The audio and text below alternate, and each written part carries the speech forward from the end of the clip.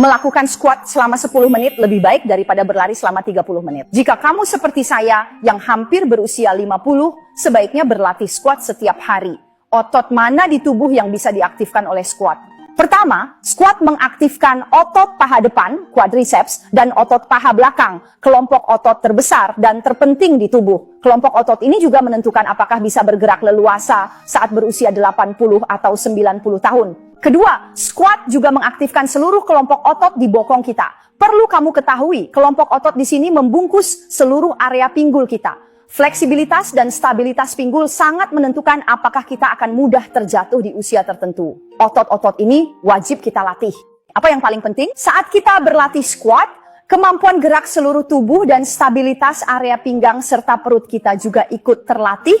Squat penting di usia tertentu. Banyak yang tak berani karena salah cara, seringnya malah squat berlutut. Tekanan jatuh ke lutut. Banyak parubaya dan lansia langsung bilang, gerakan itu hanya untuk anak muda. Sebenarnya tidak begitu. Gerakan seperti ini tidak membedakan antara muda dan tua. Pada usia berapapun, asalkan kita melakukannya dengan benar, kita semua bisa melakukannya. Lalu bagaimana cara melakukannya dengan benar? Hari ini, Pak Sun akan menggunakan metode pengajaran yang sangat detail, menjelaskan setiap langkah dengan jelas, dan membantu semua orang dengan mudah menguasai cara melakukan squat.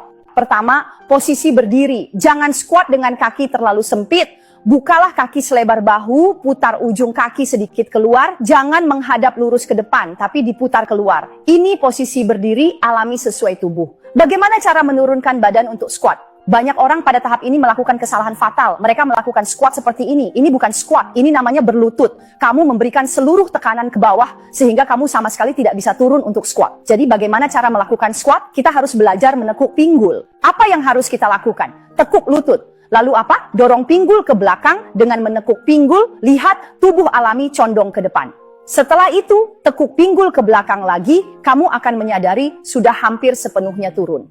Pada sudut ini cukup, lalu berdiri kembali. Pada saat ini kamu akan merasakan otot paha depan, hamstring, dan otot bokongmu semuanya aktif. Tentu saja, terkadang kita sulit menentukan seberapa jauh kita harus turun saat squat sampai di mana posisi yang tepat. Nah, saya akan ajarkan kalian cara sederhana. Siapkan kursi di rumah, lalu berdirilah tepat di depan kursi, berdiri seperti ini di depannya, buka kedua kaki, dan tekuk lutut. Ayo, jangan jongkok lagi, cukup seperti ini. Tekuk lutut membentuk huruf V. Pastikan lutut, ujung kaki, dan pinggul pada satu garis vertikal.